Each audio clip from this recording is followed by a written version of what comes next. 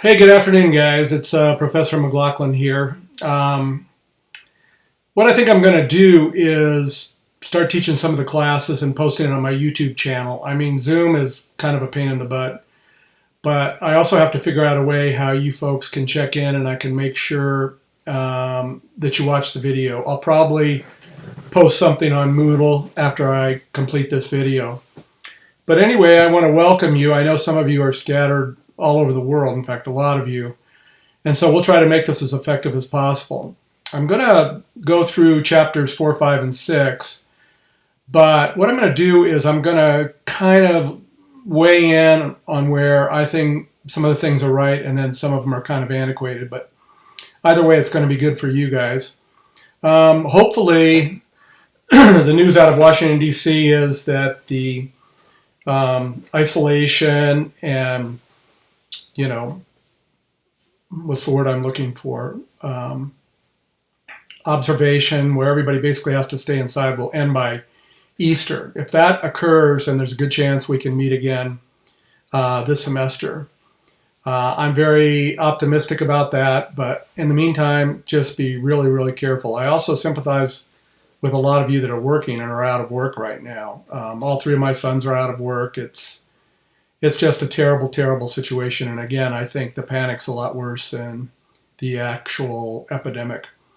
But anyway, that being said, let's start out with chapter 4, which is profiling your target customer, research to discover the customer's needs. Here are some of the learning objectives from chapter 4. You want to understand the key to survival is knowing your target customer and providing a product or service that has real value to them. You want to identify your primary and secondary target customers. You also want to learn how to use media kits and online data to profile target customers. And today, you're very fortunate because there's a ton of websites and databases that you can tap into. Then also, when you're starting your company, you have to understand the specific lifestyles, the demographics, the life stages, social group factors impact individuals and their decisions, okay? Particularly in hospitality and tourism. You have to understand your demographics and you have to understand what inspires them. And your location, no matter what country you decide to stay in, will be critical to that. You also want to explore various profiling systems, but that's pretty tough. And then obviously you want to look at, B2B type of customers, but in your particular industry, I think most of you will be reaching out, directly to the consumer or the tourists. You also want to interview, observe, and survey to gain insight into your target customer. In other words, find out what makes them tick, what section of the demographics are they in, where they're going to spend a lot of money. Again, what you're always doing is you're chasing the money. Constantly review and update information on your target customer. And we talked about this a little in class and on the Zoom lecture last week. It's really, really critical that you stay on top of your industry. You have to know everything that's going on because as we discussed, the paradigm shift in any industry can change overnight, and we've seen it happen with this coronavirus situation. Large businesses are literally shutting down, overnight. So again, you've always got to be, kind of prepared and keep an eye on your target market. The next section goes on to talk about the power of profiling. And I think, we all know what profiling is, which is determining, what's your target customer, how to kind of pick them out, and how to get them to either utilize your product or your service. And there's three kinds of, target customers that we have out there in the world. You have your primary, you have your secondary, and your invisible. And we'll kind of go through that a little bit and talk about each of those. Let's go back to your initial profiling of your customer. As I've taught you and as I've written about and talked about in my lectures is, when you come up with a product service, there's always two questions you have to answer. Number one, who cares? Who cares about your service? This week, you're working on a surfing camp. What differentiates your surfing camp from everybody else's? And then the second question you always have to ask is, who's willing to pay?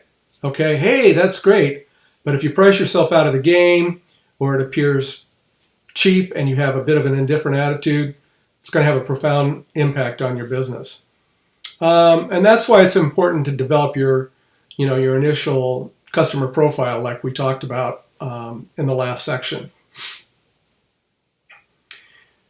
The chapter goes on to talk about the segmentation of business markets, and one of them involves the NAISC or the SIC codes. And NAIC stands for North American Industry Classification System. SIC stands for Standard Industrial Classification. And if you go to those two websites, you can discover a lot about your market, a lot about your potential customers. There's a wealth of information there. So make sure you always know how to get onto or how to research the NAIC and the the SIC codes. Let me say that again. It's NAISC and SIC codes. Okay? That way you can kind of look into and see, what their sales revenues are, number of employers, end-use application, in other words, where are their products going, what are they doing, location, which as we found out with, the drills we're doing in class, critically important, probably the most important aspect of any business, particularly if you have a retail location. Purchasing method, credit risk, you can get a good idea of what their credit rating is. Are they on the ropes or are they on pretty good shape? You'll also want to find out how many years they've been in business. That's absolutely important. You want to be able to determine, are they in it for the long run or are they short-time players? What type of ownership? Are they an S-Corp? Are they privately owned? Are they a partnership? Are they an LLC? Those types of things are important. And then it talks a little bit about international versus U.S. sales. But as we've discussed in class and online, when you start a company today, virtually all of your sales can be all over the world. And it's not uncommon to start a business, whether it's an Airbnb, where you'll have customers from all over the world, a surf camp, where you could have customers from all over the world, or even if you're selling a product online like t-shirts, makeup, things that people that own dogs will buy. It's pretty easy to go international pretty quickly. I think I shared with you with my wife's business. She went online and within 2 or 3 months of selling these leather cell phone purses, in fact, I think I have one here. I'll show you.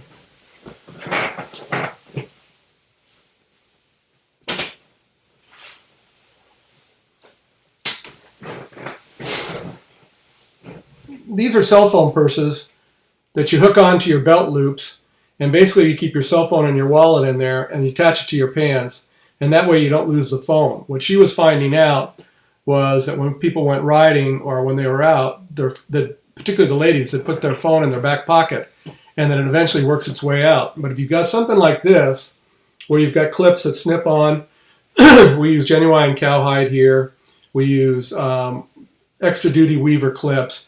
So it's a quality product, and it's all handmade, and all the leathers sourced right here in the U.S. So it turned out to be a pretty good little company, and within a couple of months, she was selling product all over the U.S., Canada, and parts of Europe. So again, to go back to my original thought, when you start a business, it can basically, 2 months into it, you can operate anywhere in the world, particularly if you're selling, a product. Ability to meet a decision maker, and this is something I talk about a little bit, which is basically when you're trying to meet somebody at a company, either to strategically partner with or to sell, you want to go as high up the ladder as you can. You want to get as close as you can to the decision maker. What I hate is companies that have gatekeepers that basically prevent people from getting to the head officers or the top decision makers. And it makes it very difficult for you to assess the company or to eventually strategically partner with them. So find out a way to reach the decision maker. The easiest way today is through LinkedIn. Do a search in LinkedIn and you can pretty much come up with anybody in business anywhere in the free world. How do they make their purchases? Do they do it by group or do they do it individually? Economic and technological trends that are affecting the industry. Right now, we've got a pandemic going on. Everybody's sales are basically at a standstill. But the interesting thing is today, at least when the market opened, it was up, which tells me that people around the world have faith in the American stock market, and hopefully it'll stay that way.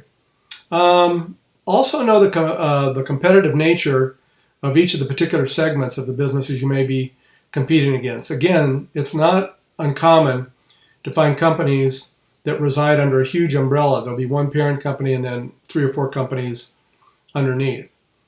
The next thing you want to kind of look at are the barriers to entry. Is this going to be an expensive business to get into? Are there too many competitors and I'm just kind of beating my head? And the easiest way to do that is to do a quick SWOT analysis and answer your own questions by doing the SWOT analysis of whether or not you can basically compete. Use secondary business information that's available to you. In other words, if you can't get it firsthand, look at what's online. Maybe you have to go through some books, some periodicals, some magazines. But believe me, there's a lot of information out there.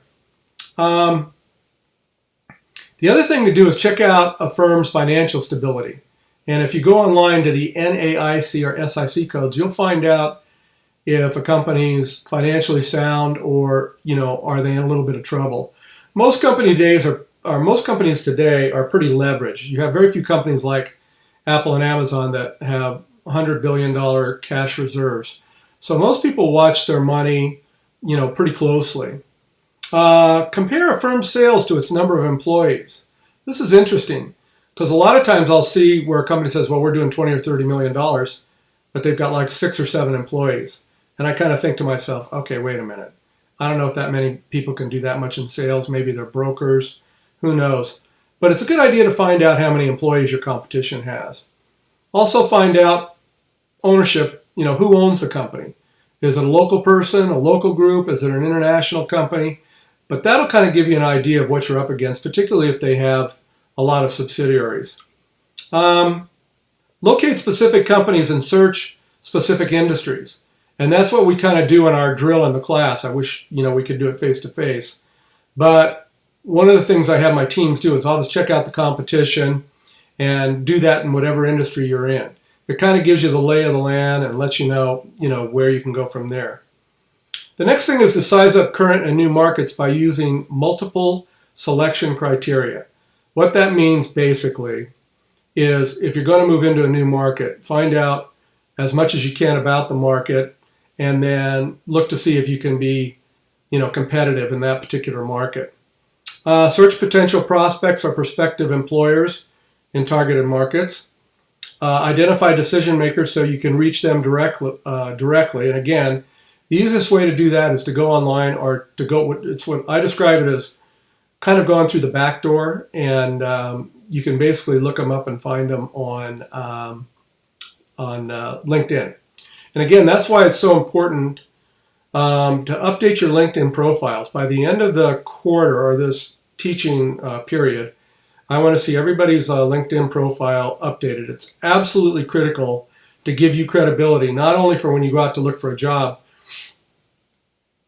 but if you go out and start a new company, they'll want to know are these people experienced? Are these people the real deal?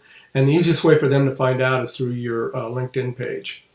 And then the other important thing is to identify and track your competitors.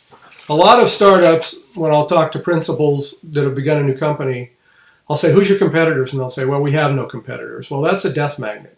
You always have competitors.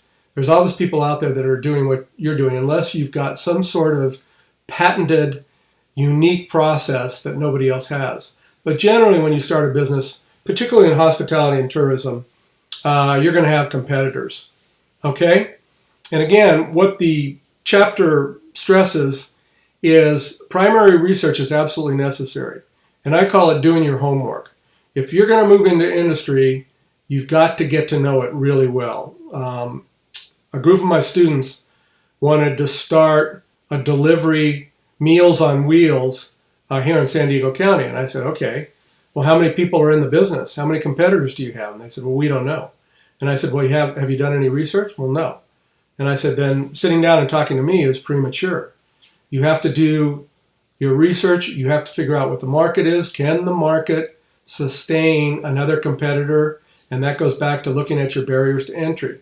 I can't emphasize enough how important your primary research is. And if that means getting in your car and going out and interviewing people in the field, it's absolutely what you have to do.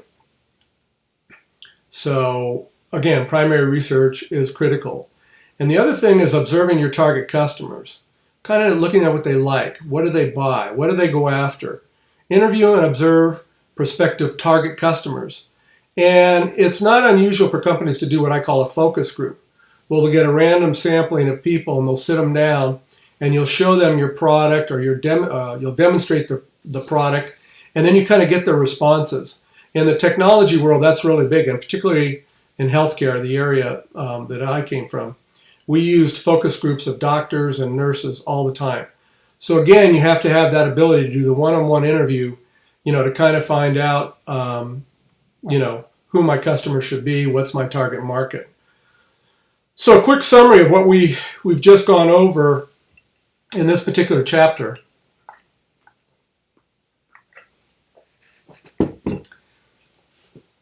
Here are kind of the questions you want to answer, okay? Who are my target customers? What's the best way for me to reach them? Is it through social media? Is it through flyers? Me personally?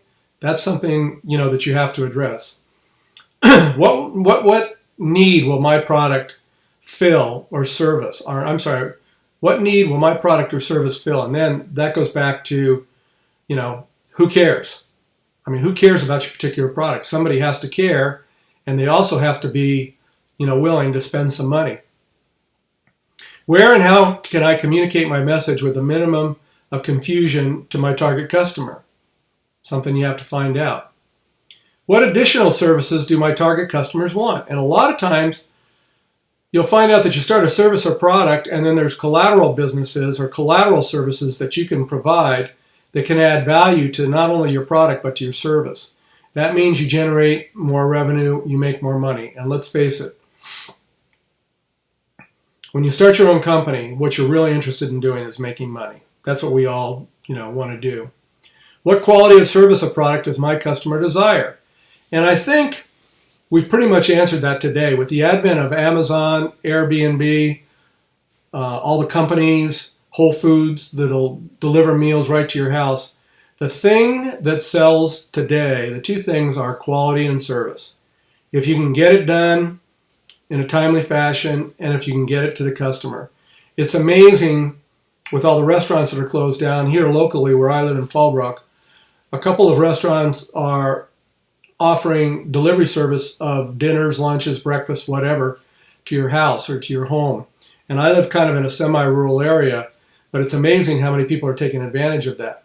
And the effect that's going to have is when this crisis ends and people go back to purchasing, they're going to go to to the restaurants, the services, the providers that really, really gave them, quality service. And we already talked about this, the second thing, what are they willing to pay? And again, try to target yourself as not the most expensive guy, but not the cheapest guy. Because it's always easier to come down than it is go up. But if you try to go in, be in the bargain basement, cheapest person with the cheapest service or the cheapest product, there's a good chance you'll go broke. I refer to that as a death magnet. So you never, ever want to be the cheapest company.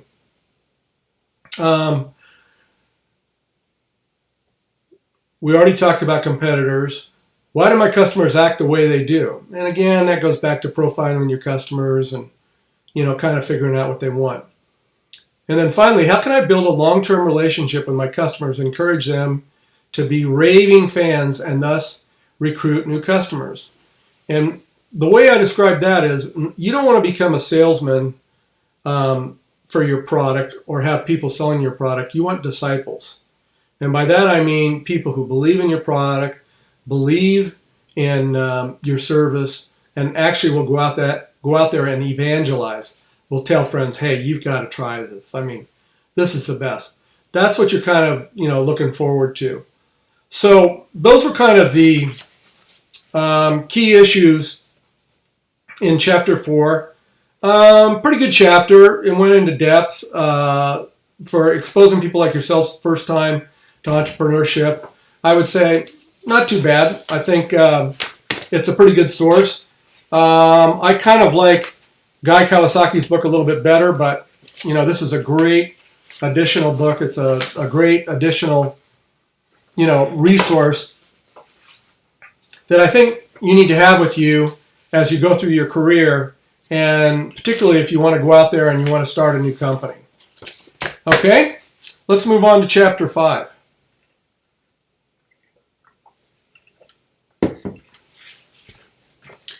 In chapter 5, it's called Reading and Beating the Competition, Finding Marketplace Gaps.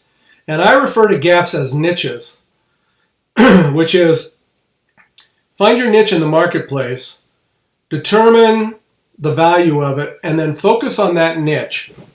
What a lot of companies try to do or services, they try to go out and be all things to everybody coming right out of the gate. And that's a huge disaster. Number one, it's a good way to go broke.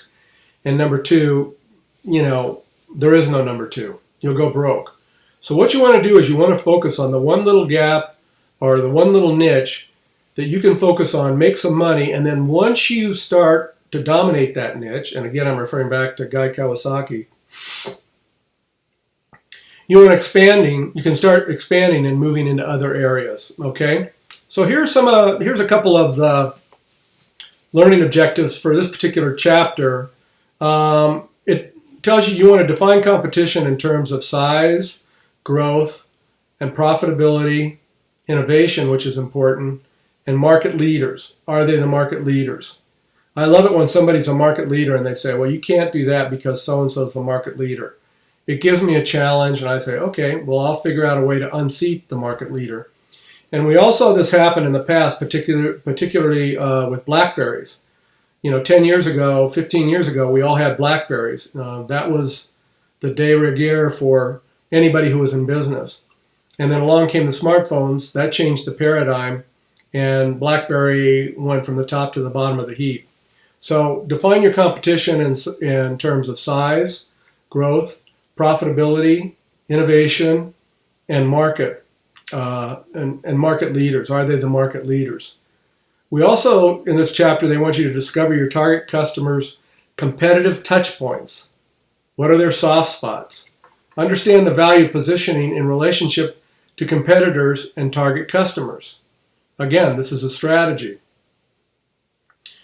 Evaluate competitors using primary, secondary, and new eyes research. We'll get into that a little later on. Develop skills to become the best marketplace detective you can be. And what I would always do, particularly at trade shows, when I was working for larger corporations, when you go to a trade show, it gives you a good idea of what your competition's doing. You never ever really write a lot of business at a trade show, but it does two things. It lets people know you're out there, you're selling, you're viable, but it also gives you the opportunity to get out there and snoop. Check out your competition. What's the latest they've got? That type of thing. Okay, let's see. Evaluate the competitive landscape broadly. Yeah, you'll do that. Develop a competitor matrix. I'm not a big fan of the matrix, but if that's something you want to sit down and do, that's fine. Create uniqueness to compete. And again, I talk about that all the time. What makes you so unique? And for us, particularly on the tire pressure monitoring system, we were the only system coming onto the market, at least our technology, that was attached to the wheel. In other words, we operated on radio frequency. That's what made us unique.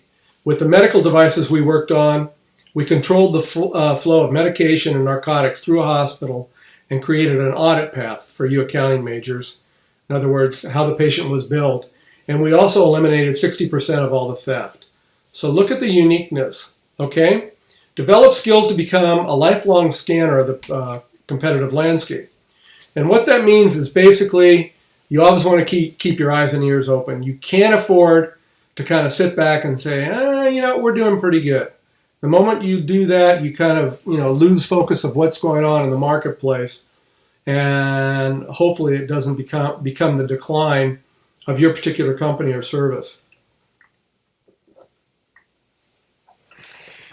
The other thing it talks about is how to prosper in rapidly changing competitive marketplace. And we all know that the marketplace changes all the time. It can change overnight. And you've got to be light on your feet. You've got to have strong management. I believe in a very flat management structure, people who can do 2 or 3 different things. And the reason why I'm such a strong proponent of that is because when things occur in the market, you want to be able to shift and change. Like right now, there's an unbelievable need for ventilators for the coronavirus. And Ford Motor Company over the weekend figured out a way to use some of their parts and fans and some of their die to start manufacturing ventilators, and they started manufacturing them yesterday. So they responded within a couple days and were able to start manufacturing a product that everybody needs. So Ford's a fairly big company, and I was pretty amazed they pulled that off. But that's just the nature of the business today.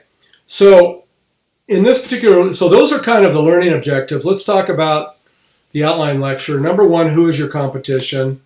You have direct competitors, you have indirect competitors, and then you have what they call invisible competitors. Okay? Let's talk a little bit about competitor profile elements, competitive touch point and analysis. And number 1 is data to identify, classify, and track competitors and their behavior. Get to know the firm. Is it a big firm? Is it a small firm? And again, you can do the research online with either of those 2 research websites to find out if they're big and small or what's going on. Environmental forces. We all know today that politics, law, green movement affects all types of businesses. So you've got to investigate the environmental forces. How about the credibility and assets of the firm or the competition? Have they been sued a lot? Do they have a reputation for being a little bit dishonest? Do they have a reputation for kind of shipping shoddy product? These are all the things you have to, kind of look into and know what you're up against. Operational capability. Do they outsource everything or do they do everything in-house? A lot of companies today outsource everything. It enables them to cut down on their costs, but then again, they're at the mercy of their subcontractors. I'm a firm believer of doing as much as you can in-house as possible. That way, if you have to kind of change direction, you can do it a lot faster and a lot quicker than relying on a lot of your subcontractors. Product design, services, and innovation. Innovation is really critical nowadays, whether you're designing clothes, makeup, you name it. You have to have people who have that creative juice and that innovation.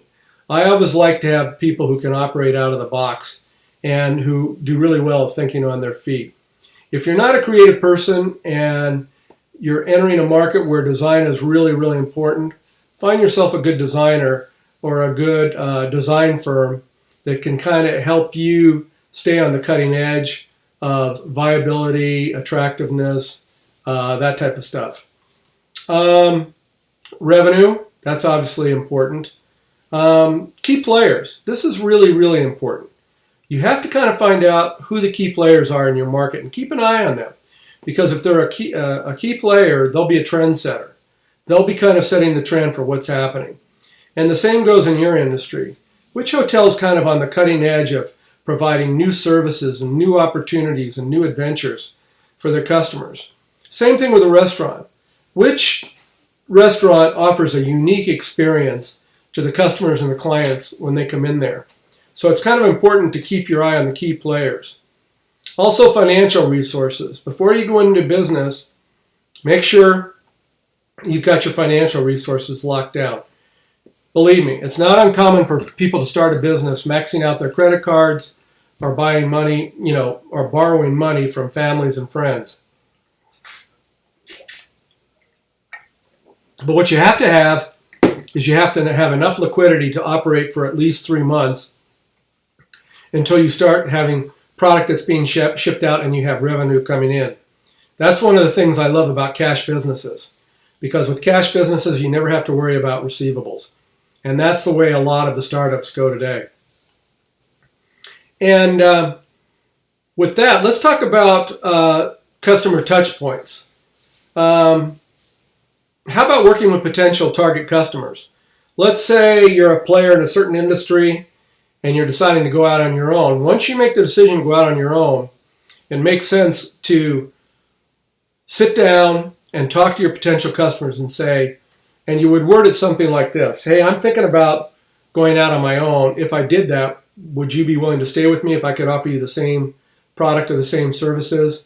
And it's been my experience that most of them say yes. But make sure you're ready to make the jump, because it's not uncommon for you to approach a customer and say, hey, I'm thinking about going out on my own, and then they notify your boss, and your boss walks into your office and terminates you on the spot. So you got to be really ready to go. Walk through purchasing competitor products.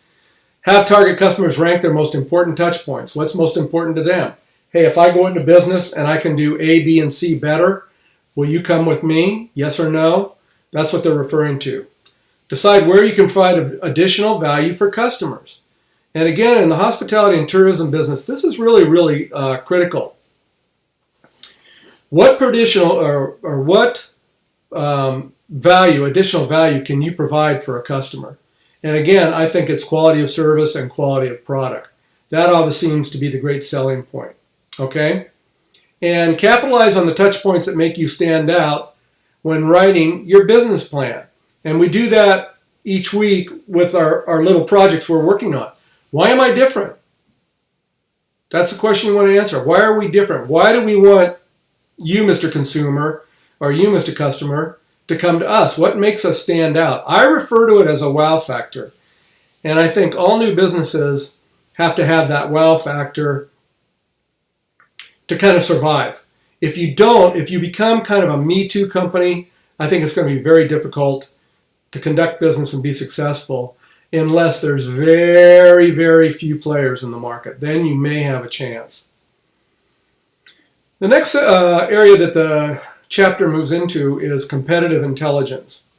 And you might ask, what is competitive intelligence? Well, here's kind of a grocery list.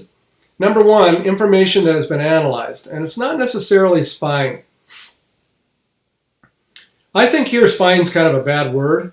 I definitely spy on my competitors all the time. I don't break any laws, but I sure as heck know what's going on. It's a tool to identify threats and opportunities, not a crystal ball. And again, in talking about threats and opportunities, that's why you want to sit down and go through a SWOT analysis when you're getting ready to start a business. Very, very critical. Number three, a means to deliver reasonable assessments, not a database search. So again, you're coming up with assessments. You're taking in all this information off the internet, magazines, whatever. You're kind of filtering it through your brain, and then you're coming out with what they call assessments. Comes in many flavors, but it is not rumor chasing. And what it means by that is don't chase down rumors. If you hear something going on in the industry, find out what's going on, kind of verify it. But let the rumors, kind of stay over here with the people that aren't very good business people. It's also a way for companies to improve their bottom line.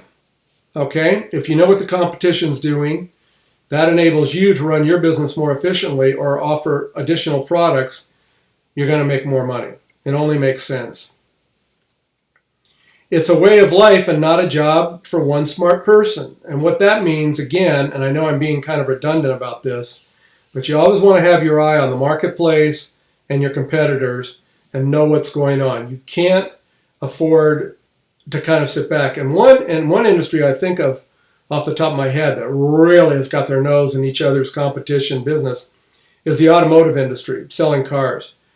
The guy at dealer A knows exactly what's happening at dealer B and vice versa. So, it's a good way, it's a good means when you make it part of your life to stay on top of the competition and know what's going on. Number 7, part of all the best companies, not an invention of the 20th century. And that's true. Competitive intelligence has been around a long time, and industrial spies have been around a long time. And it's just the nature of business. But you've got to be careful that you don't do anything that's illegal. That'll get you into trouble. I'm sure we've all read about Volkswagen and Audi and all the trouble they got into by fooling around with the numbers on the emissions of their engines. And this has got to come, the competitive intelligence has got to come from the CEO's suite, okay? It's got to start at the top. And it's the same thing when you create culture in a company. That culture has got to start at the very, very top. It's the same thing with competitive intelligence, okay? It's not just sitting down and regurgitating some software. It's a process. And also, this competitive intelligence is both short and long term. It's just not something that you look at, let's say, on a spreadsheet, okay? Sometimes we get too tied up by, referring to computer software programs and spreadsheets, and we don't really get out there and see the business. One of the reasons why Jack Smith was so successful at General Electric was he was out there with the customers and with the businesses, finding out each and every day what needed to be done to make them number one. The chapter then goes on to talk about, to continue, scouting the competition, which we pretty much talked about. But one of the important aspects I want to talk about here is talk about potential suppliers. I cannot emphasize enough how important your suppliers are. They are the lifeblood of your company. And in supply chain, they teach students how to beat up on the vendors, beat up on them, break the price down. But the problem with doing that with your suppliers is when there's a time when you really need them, they're going to tell you, forget it. I'm not going to help you. So what you want to do is make friendly with your suppliers as much as possible. You will not believe how that will help you out, particularly when you go through a crisis. I have a friend that owns a very successful sports pub bar restaurant up in Orange County. It's been around for 35 years. And when they first started out, they ran into some financial hurdles, but they had such a good relationship with the company that supplied them produce. They floated, my friends alone, and it enabled them to get through. And for 35 years, they've had the exact same suppliers on vegetables and produce. So your relationship with your suppliers is really, really critical. And then I already mentioned trade shows. The main reason you want to go to a trade show is to let everybody know you're still in business. You're not going to write a tremendous amount of business unless you're a Fortune 100 or something like that. But it's to kind of get your feet on the ground and find out what's going on in the industry. So that's part of your continued scouting of the competition. The next section talks about secondary research sources and report. And you can pull reports. You can pull that up online. I'm talking about speeches, TV ads, radio programs. There's a search engine. It's very expensive to use, but it's called LexisNexis, where you can basically pull up any information on the planet, particularly as to how it relates to business, and give you insight on that particular area. Another thing that's common today are podcasts, blogs, government documents, and research. All of this is made available to the public, and you can pull information from those. It talks about professional librarians, but unless you're doing a university research study, I don't see using librarians that much unless you're affiliated with the university or you have access to one. Additional secondary research sources, they're all over the place. Internet references for companies and industries. But one of the little tools that companies have that I place a high emphasis of value on is what I call human intelligence. And when you rely too much on machines, computer software programs, and you don't have what they call human intel, I don't think your business is going to survive. Nothing substitutes face-to-face meetings with your customers. No amount of software. They try to use the artificial intelligence software on a lot of websites now where you see the little bubble pop up and it says, "Hi, I'm Renee. Can I help you?" Well, Renee is not a real person. It's artificial intelligence. So one-on-one face-to-face dialectic, I think, is still the most successful way to go. Human intelligence beats software, online research, anytime, any day. Okay? I'll make a brief mention about gathering intelligence in scientific firms, but I don't think with your particular background it's going to be necessary, but I'll I'll go through it. And this is in regards to mostly manufacturing. When you talk about your competitor research, you want to find out about their manufacturing and distribution facilities. Do they have any patents? In my line of work, technology patents are critical. What's their financial strength? Are they in it for the long run? Cost of production and cost of employees. When we passed the North American Free Trade Agreement and started outsourcing all of our manufacturing to first Mexico and then China and parts of Malaysia, we basically gave up our industrial might. And we're paying a mighty price for it today because we don't manufacture a lot of or enough pharmaceuticals. And the pharmaceuticals we need right now for this pandemic are all coming from China.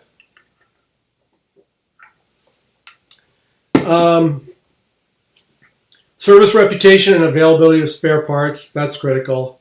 Repair costs and warranties. Like I was showing with the purses that hold the phones that my wife makes, we always have them send it back. We pay for the postage, and we repair them or we replace them, give them a new one. That's really critical. ISO standards, this is not the time to go into that. It's the world's largest developer of international standards, and that's not what this particular class is about.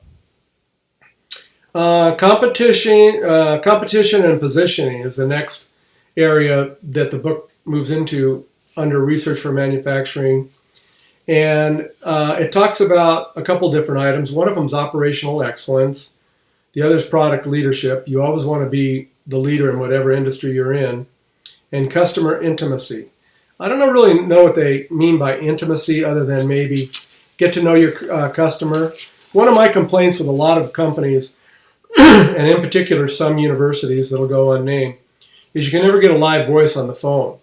And I have found, being in the technology world, a lot of times emails, long white papers don't show you really how to do something. You have to get somebody on the phone, okay? Section 7 of this chapter goes into competition and the product life cycle. And we talked about it a little bit in class 2 weeks ago, that as soon as you introduce a product on the market, like the iPhone, this is an iPhone 10, the day it goes on the market, it starts becoming obsolete. Okay? So in the background, Apple's already working on an iPhone 11, an iPhone 12. They've got that in the works. But the moment you put a product in the marketplace, I don't care what it is, it starts becoming obsolete. So you always have to work on that next product, that next big thing that's coming down the line. And we used to call product life cycles, 5 years, 3 years. Then it became 18 months. The life cycle I feel on a product today is the moment they introduce a new iPhone. Technology has a tendency to regroup itself and then keep moving forward on the next best thing. And there's 4 basic levels in a product's life cycle. You have embryonic, growth, mature, and decline. Let's talk about embryonic. In the embryonic stage, you have a very high failure rate, low volume and high costs, and speculative profit. And that was true with us when we tried to create a smaller med station to use in homes to control the flow of meds in homes. And we spent over $1 million and we never got to market. Very, very expensive. Growth, strong product acceptance and beginnings of brand loyalty. Again, stay focused in one area. Don't try to be all things to everybody. Strong competition. Competition should never scare you. You can always do it smarter, better, more profitably, and sometimes less expensively. Peaking profits. Yeah, that's true. You always have a profit cycle where they peak and they kind of flatten off. The third stage is mature, peak customer numbers, product differentiation, and product improvement. That's obviously decreasing profits and heavy competition. And then D, which is decline. Depression and desperation in the market, no more R&D, which stands for research and development, or promotion, service and repair opportunities. So again, that section 7 primarily dealt with manufacturing, and I don't think a lot of you are going to get into that unless you're manufacturing something in your home or your apartment, or you only have one company that's outsourcing the manufacturing.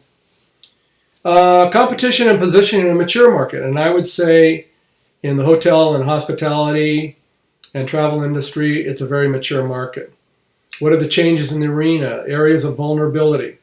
Right now we see where Airbnb has absolutely clobbered a lot of the hotels and a lot of the motel business.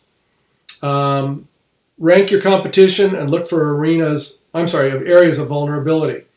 And I always do that. Where are there areas in the marketplace, like we talked about at the beginning of this lecture, where you can find your niche and you can fill that need? You may find an undeserved market that offers healthy products.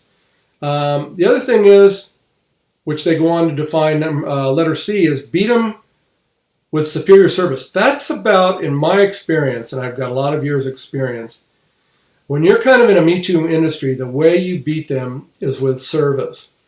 Here where I live, there's a lot of farm equipment, tractors, everybody drives a truck, and if something happens to one of your tires, you've got to go find one of the 10 different tire stores that's 5 to 10 miles away and figure out what's going on. There's one little company up in Murrieta, north of here, that's got a big truck that goes around, and if you have tire issues on your property, your business, they come to you and repair. And the guy is just busy all the time because he provides such a convenient service. He'll come to you. Okay? So that's about the only way, if you move into a crowded industry, i.e. hospital or restaurants or hotel, the way you're going to beat everybody else is with quality of product and quality of service. The next item they go on to talk about in section 9 is what I feel is the most important part of this chapter, and that's create uniqueness through change. You have to be unique. I'll tell people this when they come to me with a business plan. I'll say, what's unique about your product? What's unique about what you're doing? And then find out what that uniqueness is. Once you go in to that particular business, you're creating your business, you go through the embryonic stage. You have to be able to execute and get on the market. And if for any reason after a short period of time you fail, don't be afraid to give up. It's what I tell people, always have a plan B. Either you get fired from a job or a company you started runs into unforeseen problems. Okay, you mourn for about 24 hours and then you hop right back in the saddle and get right back at it.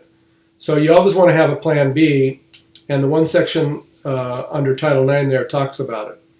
The other thing they talk about is you can do it, and it's true. If you set your mind to something, you can do anything you want.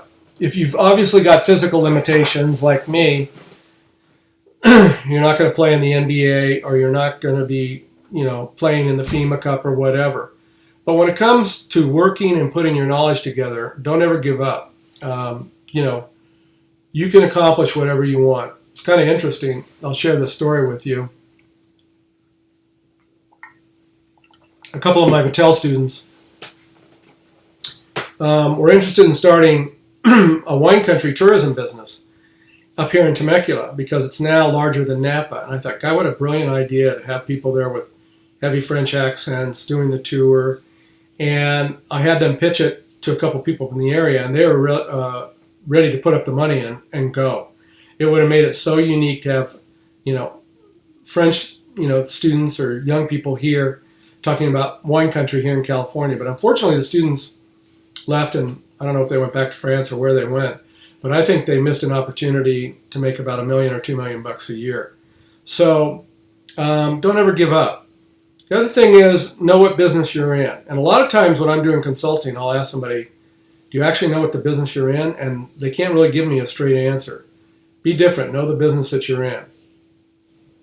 Know your target customers. We already talked about that. Know your competition. Who's your competition? Know the benefits of your product and service. Be ready and be prepared for somebody to say to you, okay, I like your product, but why should I switch? Why should I use your product or your service? Develop strategies to capture and maintain your position in the marketplace. And this is probably the last thing and the most important I want to stress about this particular chapter.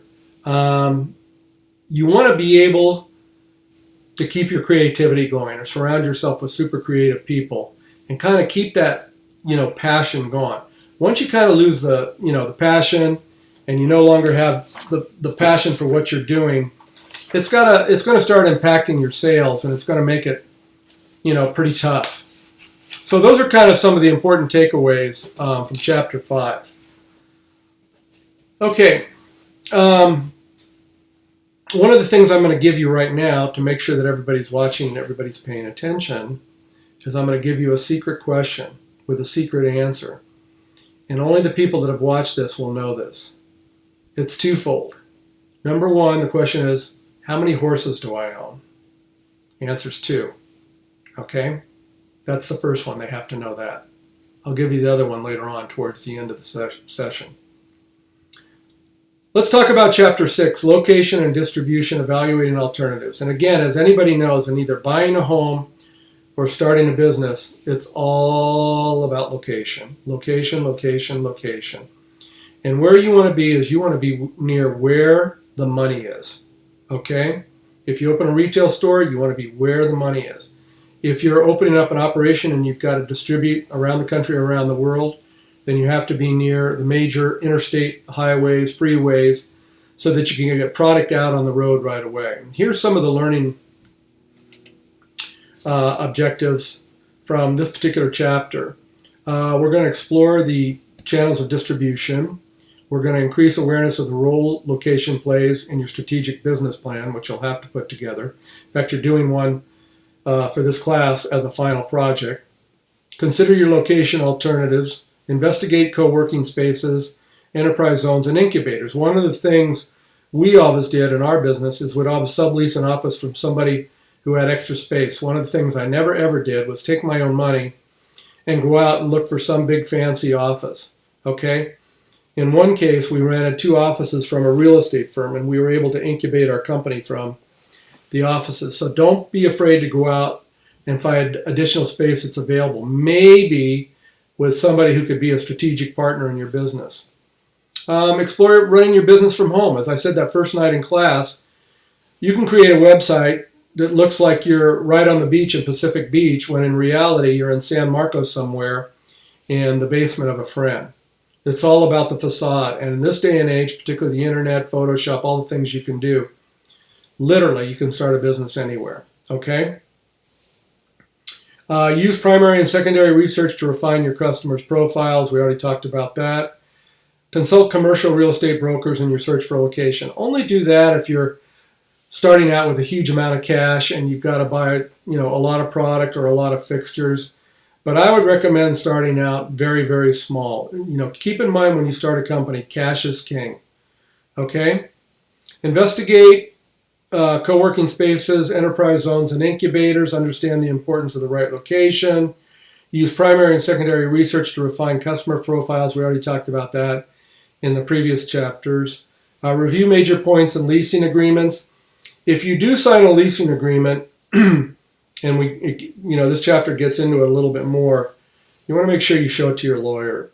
Some of these people in the world today, particularly the ones that lease commercial property, they're nothing more than criminals. And so you want to protect yourself as much as possible. I think I shared with you, one of the first things I do when I start a business in another country is I find an attorney in that company to kind of navigate and avoid all the pitfalls as you're starting your business. Okay? Review your internet options. That's obvious. You always want to make sure you've got high-speed internet wherever you are. And then if you're in the manufacturing and distribution business, learn the importance of multi-channel distribution, which I'm not going to spend a lot of time on because of the major that you folks have and the industries that you're in. One of the things that it goes on to talk about distribution channels and economic business models, there's 3 of them they gave, B2B, B2C, and C2C. I think the only one we're going to talk about here is, B2C, you to the customer. That's the easiest. You eliminate a lot of red tape. You can deal directly with the customers for, starting out on your own business. That's what I would highly recommend. If you're in the hotel and hospitality business and you're talking about going after large customer segments, then, obviously you might use number one, B2B. Air the name, B2B on the housing market, the whole industry that created. That's interesting. We could do a whole class on that.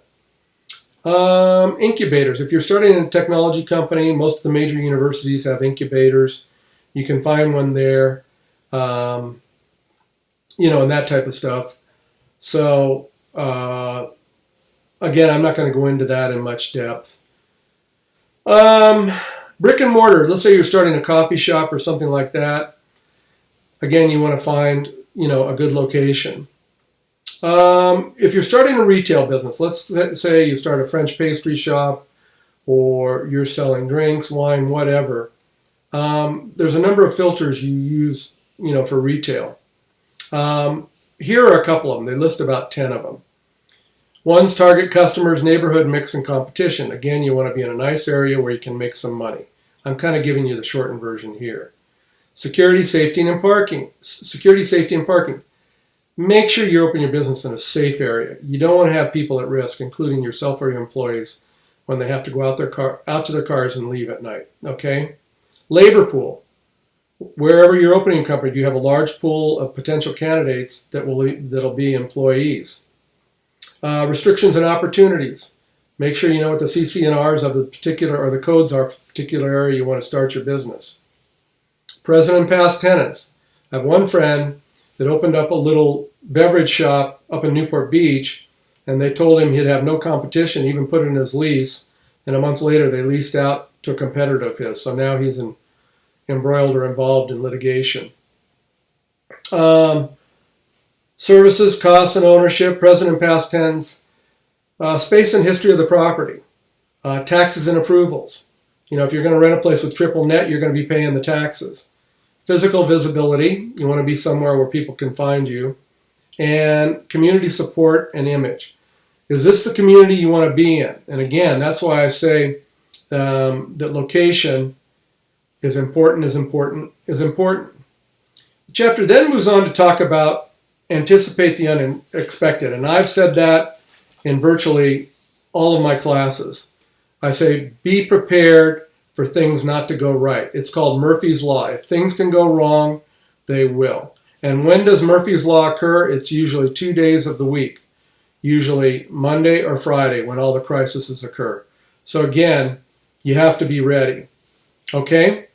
It talks about alternative locations.